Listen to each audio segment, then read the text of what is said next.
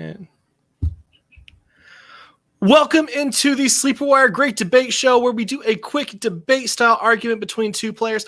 I am your host, Professor Chris, and with me today is special guest Jake Ciely. You can find him on Twitter at AllInKid. Jake, how's it going, man? Better than week 2, right? Yeah, this was a rough one, man. This was very rough. This is probably the worst I remember, and I've been doing this for 10 years, 10 plus years. That's definitely the worst we've seen in at least past couple years, 5 years or so. Oh, for sure. I mean, it's got something to do with no preseason, right?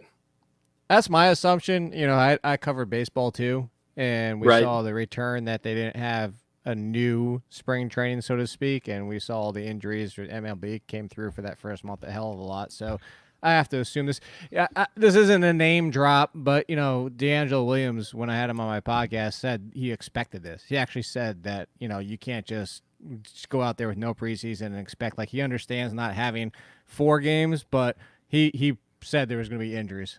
100%. Yeah. It's been a little bit ridiculous. How do you feel about the how well the Braves are playing this season? Speaking of baseball. I barely even care. Actually, a funny thing is I have a Padres hat because I jumped on their bandwagon last year. So now that they're all fun and exciting and keep going until the Mets are officially sold, I can get back on board with them next year.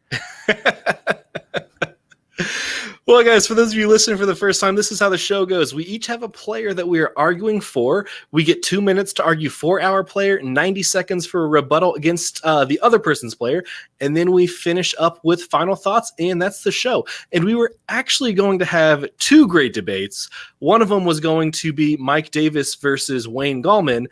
And I think, Jake, you said you only agreed to that because you didn't know Christian McCaffrey was going to be out for so long. That was last night before we found out that Christian McCaffrey, I didn't, obviously, I don't think anybody expected a high ankle sprain after, the play, first of all, didn't look that bad. He walked off, and it was just, most of the conversation during the game was like, why hasn't Christian McCaffrey come back into the game? So, only because we thought it was late in the game. That was the only reason why.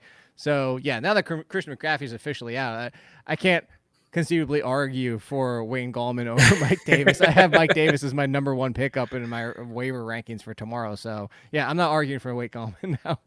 Yeah, I as I was looking into Mike Davis, I was like, you know what? This is going to be super solid if Christian McCaffrey misses any time.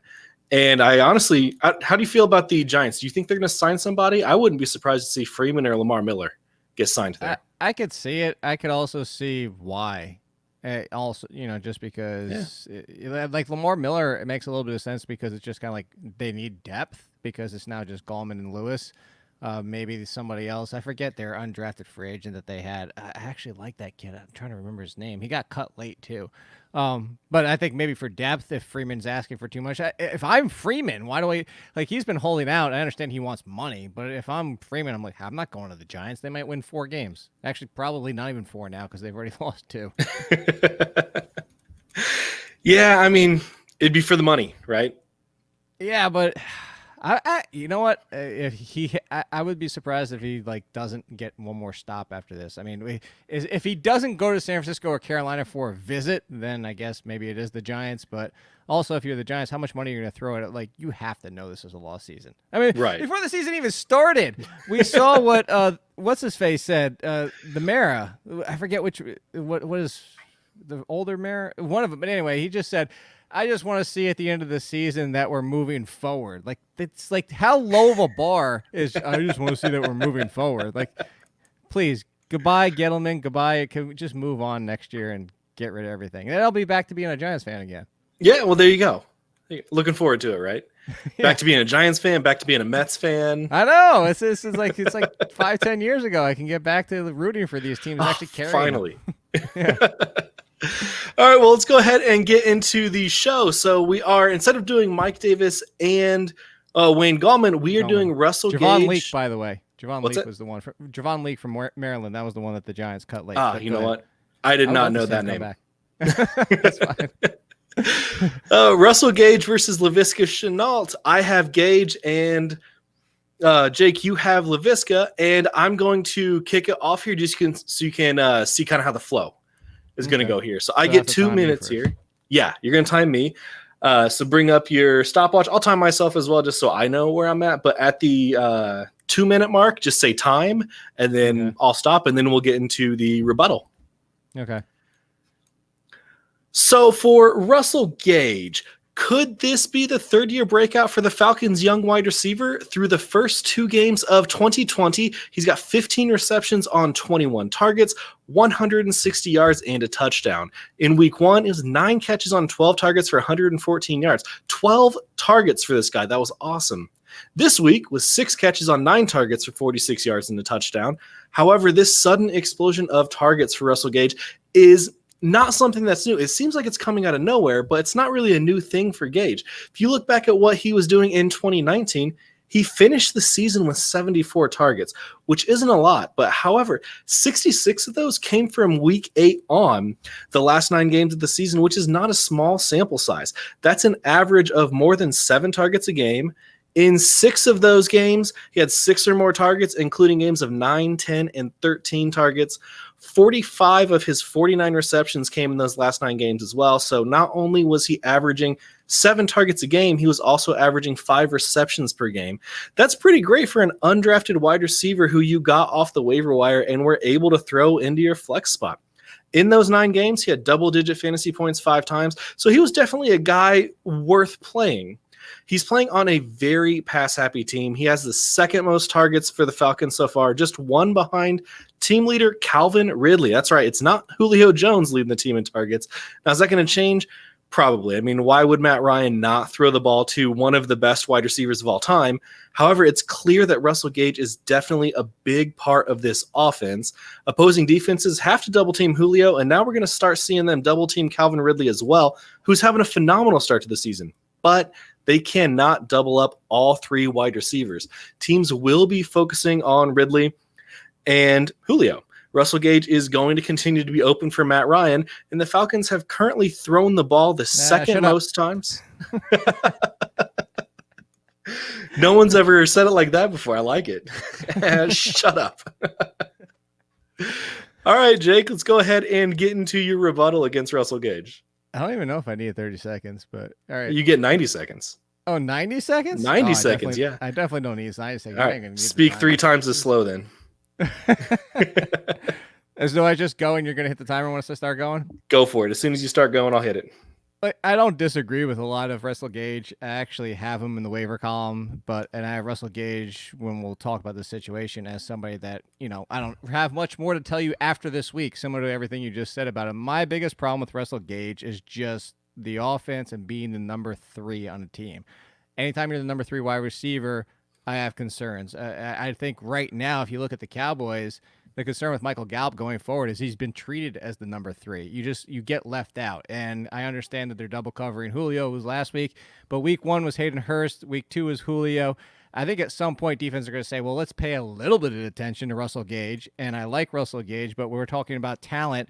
I would still even put him behind Hayden Hurst as pure overall talent. So I don't dislike him, and I don't dislike anything you said. It's just trusting the number 3 wide receiver week in and week out.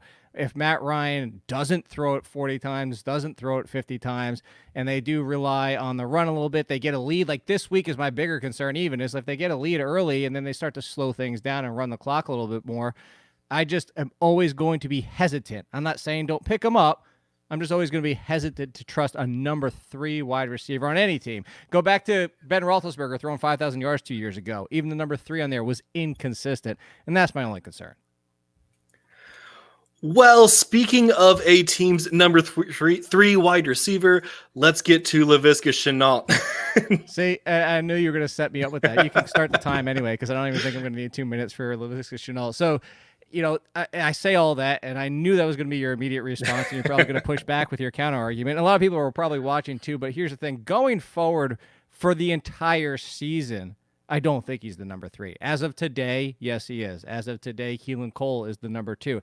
Actually, as of today, Keelan Cole is the number 1. Here's where I look at it. And here, I'll even give you the breakdown. So the routes run count so far is Chark 61. He still leads in routes. Cole is 51. Shenault is 41. And then Conley is down at number 4 at 26. The target percentage, actually, Cole's leading the way at 18.8. And that's what we see. Chark is actually 4th. It's 12.5 and 12.5 for Conley and Chenault. So we have all of that.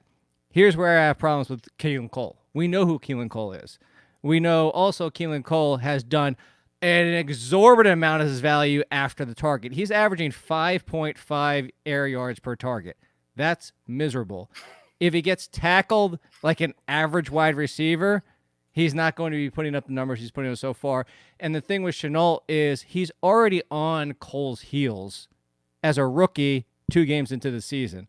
If he's getting this much run, and I do say run, pun intended, because he's also getting snaps in the backfield. So that's where it comes down to is we like Robert Woods.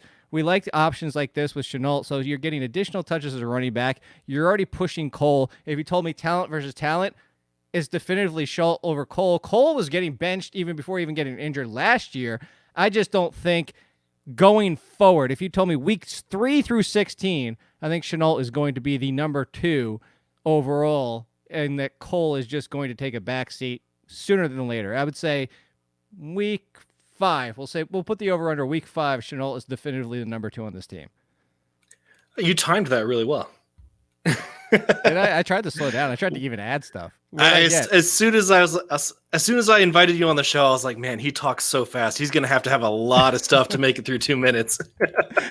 See, you had to know that, but see, it's all this extra stuff that you're getting involved exactly in as well. Exactly. All right, so let me go ahead and I mention guess I'll time you then, because it actually matters. It does. It does.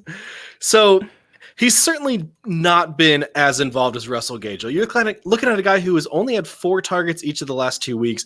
I mean, that's tied with Chris Conley right now. He's definitely the wide receiver 3 on his team after DJ Chark, and surprisingly, as you mentioned, Keelan Cole, who I did not think I was going to be talking about all this season, but he's looked pretty good. 11 catches on 12 targets and 2 touchdowns through the first 2 games. The Jaguars are just not really a passing team. They want to run the ball, as evidenced by James Robinson's usage in the first 2 weeks. Gardner Minshew may have had 6 touchdowns through the first 2 weeks, but he has just 65 passing attempts. It's a low passing offense so far. Minshew has just been effective. The one thing that Chenault has going for him, as you said, over Gage, is his usage in the running game. 7 attempts for 47 yards is helping him out. However, this is just not a high-powered passing offense this season. He hasn't had the fantasy output that I'm looking for right now in a waiver wire pickup. With all the injuries, I want someone who I can immediately put in a lineup if needed. I see him as more of a long-term play. He's only rostered in 17% of leagues, so he's definitely available. But I think you're going to be able to get him off of waivers the next couple weeks, whereas this will probably be your only chance to get Russell Gage. Hey, you had 12 seconds to spare. I did. Yep. So, well, let's go. I'll agree with one thing that you said at the end, that if you can only get one now, if Russell Gage is not going to be the one that's available next week. No, so I absolutely will agree not. with you there. Yep. And that's why, so for people out there, for the waiver column that I do, I have I tried to tell you section. And it's guys that I've written up or said, like, oh, it's just that I've said so much about him. And yeah, it's only 2 weeks in, but like, I mean, what is there left to say about Russell Gage that I didn't say last week, that I didn't say again? That, like, if you don't pick him up this week, like, I what am I going to tell you next week that's going to be anything different? Right. Yeah, for sure. Well, let's go ahead and move to final thoughts. I'm going to take it back to Russell Gage here. Now, you said that teams do have to pay a little attention to Gage. They're going to have to start to, but that's going to take a little attention away from Julio Jones and Calvin Ridley. And do they want to do that? I'm not so sure. Matt Ryan has 91 passing attempts throughout the first 2 weeks. It would be first if it weren't for Joe Burrow having to throw 61 times, which is almost the total number of pass attempts that Gardner Minshew has through 2 weeks. Last Thursday, in 2019, they threw the ball 684 times, which led the NFL by a wide margin. This offense runs through Matt Ryan's arm, and that's not going to change. Gage isn't the fastest guy on the field. He ran a 4.5 at his pro day, but he has a 39-inch vertical leap, which is great for going up and making those contested catches. He can outjump almost anyone. He's only rostered in 22% of leagues so far, and that's going to go up after these 2 weeks. Don't surprise to see him picked up in every one of your leagues after starting on Wednesday. He may be his team's wide receiver 3, but he's shown over his last 11 regular season games that he's an integral part of this offense who's definitely involved in the game plan. You look at teams who have 3 good fantasy wide receivers, and the list is tiny. I mean, the Falcons, you can argue they have the best wide receiver core in the league, and they're going to keep doing what is working for their offense. Defense is another story. They need to hit recovering onside kicks, Very, very. You don't just let it cross the line. They look bad, but guess who that's good for? Wide receivers on teams that need to throw the ball. And let's get your final thoughts on Shenault here, Jake. I don't really have that. You keep going to these long segments. I don't even have this much to add. It'd be fun. Because I kind of included everything. Like the Shenault thing, like I understand everything you said again, but I like to play for the upside. I don't like to play for, oh, this is what I can pick up for this week. And when it comes down to it, I'll just go back to what I said. At no point, whatever defensive attention that's given, like I love Julio Jones for a buy low right now because everybody's ticked off. But for whatever it can be, he's always at best going to be third, if not potentially fourth at some point if Hayden Hurst continues to, be a breakout, like based on the Austin Hooper role. As of right now, he's essentially number 2. But I will say he's going to be third. It's Calvin Ridley might even be the number 1 at this point. Might be.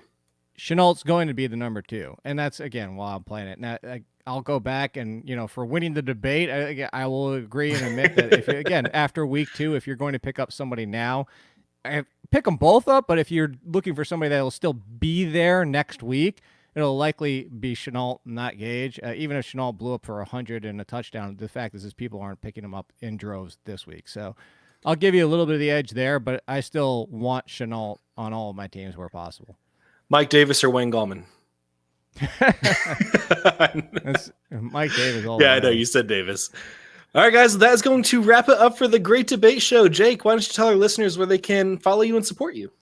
That All-In Kid is the easiest way to see, like, at The Athletic. You go out there, it's $1 a month right now. So if you haven't signed up, hey, I tried to tell you. If you haven't signed up, I don't know what I could tell you if it's $1 a month. So I have everything out. The waiver column is coming out tonight.